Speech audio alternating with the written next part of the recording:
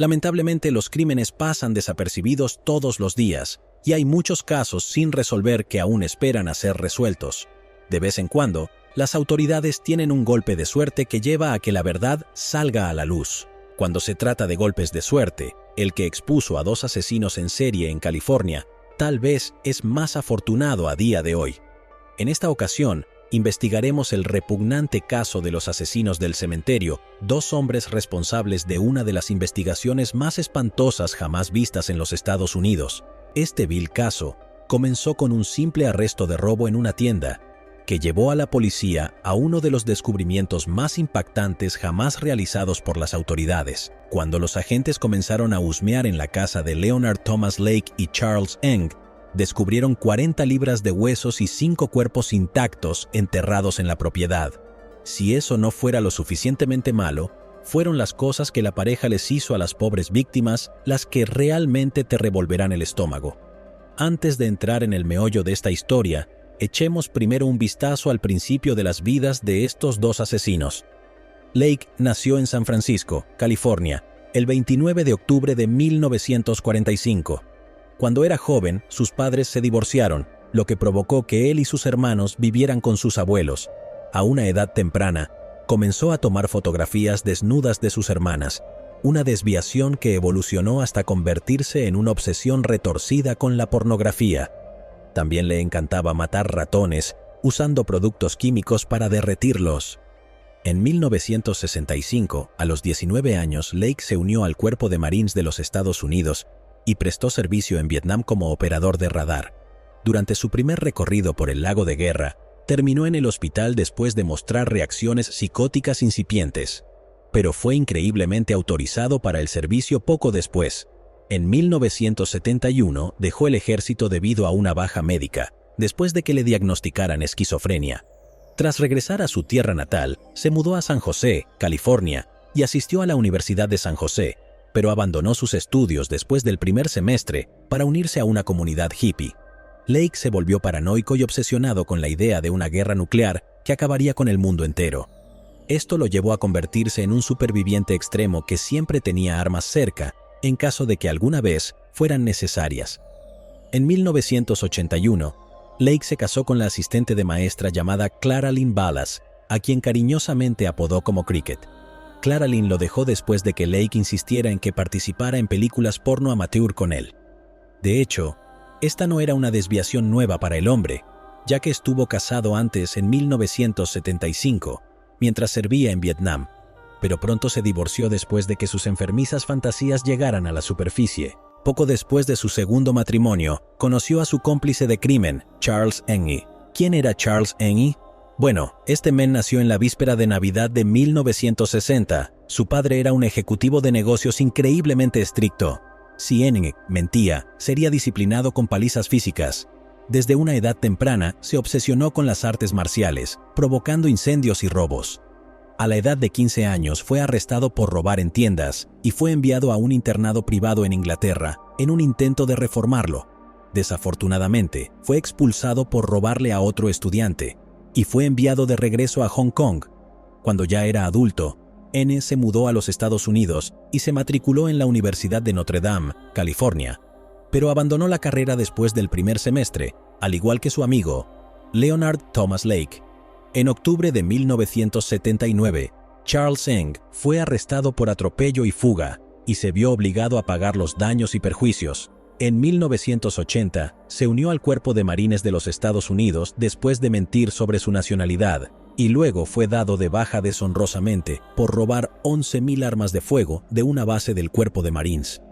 Aunque el ex soldado fue sentenciado a 14 años entre rejas, logró escapar y huyó a California. Fue aquí donde conoció a un hombre que cambiaría su vida para peor, Leonard Thomas Lake.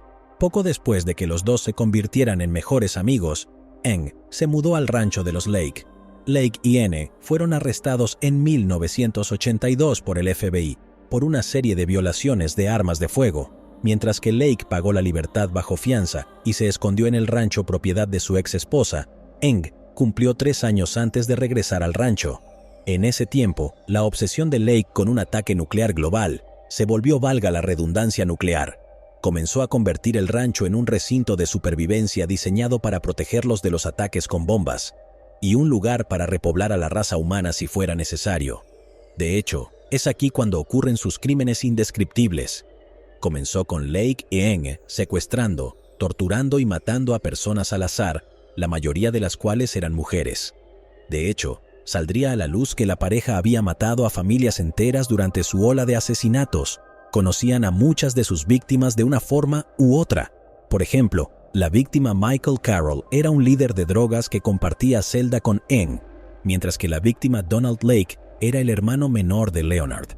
Las profundidades de depravación que alcanzaron esos dos suenan como un complot de Dexter, pero la triste verdad es que estos tipos pasaron desapercibidos durante años, mientras realizaban los peores actos que se podían hacer a un prójimo. Después de años de secuestro, crímenes sexuales y brutales asesinatos, los viles actos de estos hombres salieron a la luz, pero de una manera que probablemente no viste venir. ¡Atención!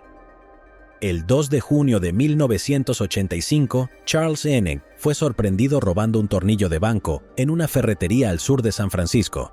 Después de regresar a la casa de Lake y contarle a su amigo lo que había hecho, Lake rápidamente condujo hasta la tienda y trató de pagar el hardware, pero ya era demasiado tarde. La policía ya estaba en la escena. Los oficiales notaron que Lake no se parecía en nada a la fotografía de su licencia de conducir, que llevaba el nombre de Robin Scott Stapley, un hombre de San Diego que había desaparecido varias semanas antes, sin dejar rastro.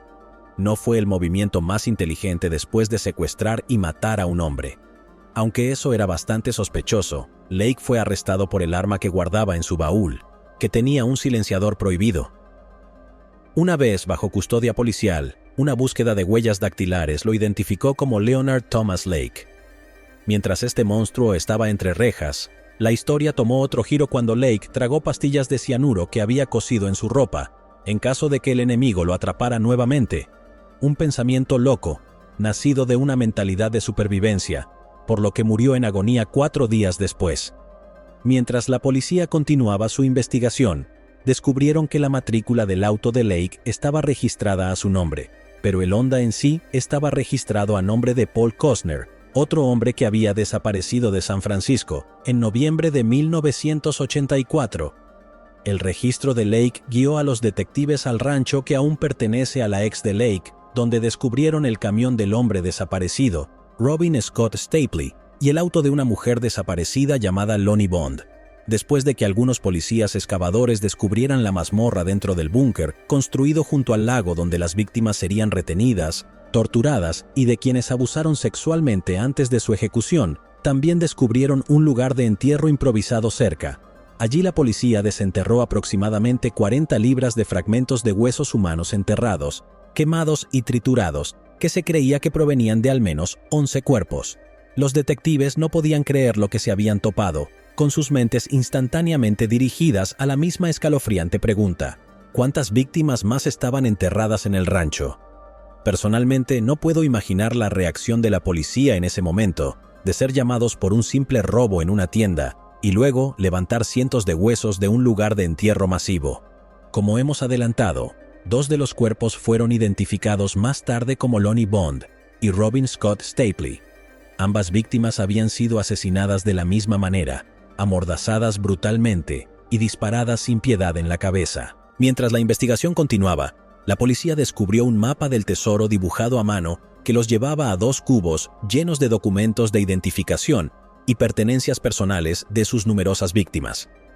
Con el número de personas identificadas en el cubo, se cree que el recuento de víctimas podría llegar a 25 personas, aunque no todos sus restos se encontraron.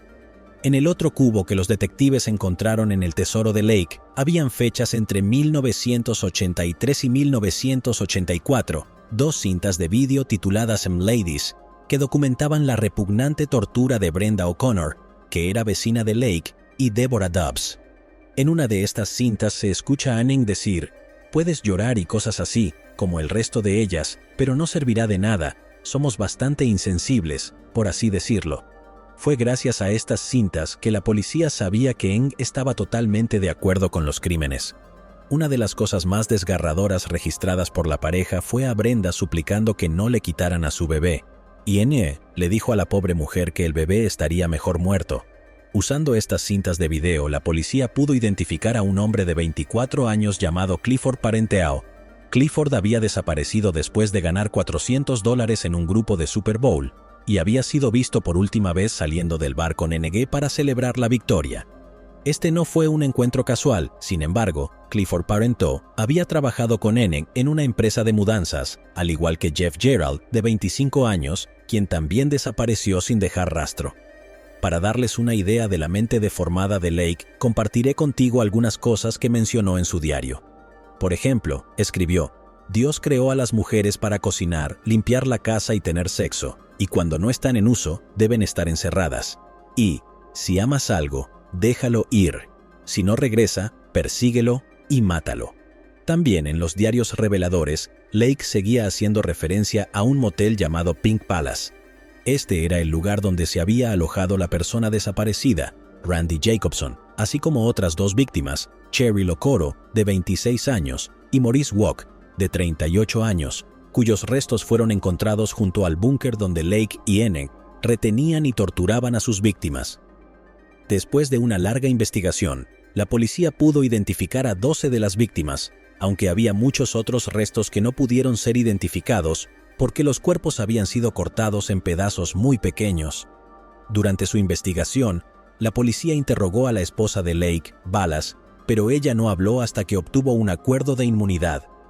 Afirmó que no sabía nada sobre los asesinatos, pero después del incidente del robo y de contarle a Lake sobre lo que había pasado, NG fue a su casa. Regresaron a la ferretería para ver si Lake estaba bien, pero cuando lo vieron hablando con la policía, regresaron a su casa y esperaron a que Lake los llamara, una llamada que nunca llegó. Después de no tener noticias de Lake, NG huyó y aterrizó en Canadá. Como ya sabemos, un leopardo nunca cambia sus puntos, y NG intentó robar nuevamente. Una vez más el hombre fue atrapado, pero esta vez se peleó con un guardia de seguridad, a quien le disparó en la mano y terminó en la cárcel durante 4 años y medio. Mientras estaba detrás de las rejas, los detectives lo entrevistaron sobre los asesinatos, en los que intentó culpar de todo a Lake. Solo admitió que se deshizo de un par de cuerpos. Tan pronto como cumplió su condena en Canadá, fue detenido por una solicitud de extradición de los Estados Unidos por los asesinatos en California. Mientras esperaban que NG cumpliera su condena en Canadá, la policía continuó reuniendo evidencias. NG logró retrasar su juicio por más de 6 largos años, despidiendo a sus abogados y solicitando que su juicio se trasladara a otro lugar. NG fue declarado culpable de 11 asesinatos en 1999. 6 eran hombres, 3 eran mujeres y 2 eran bebés. Debido al largo proceso del juicio, le costó al estado de California la friolera de $20 millones, lo que lo convierte en el juicio más caro en la historia del estado, incluso más caro que el juicio de O.J. Simpson.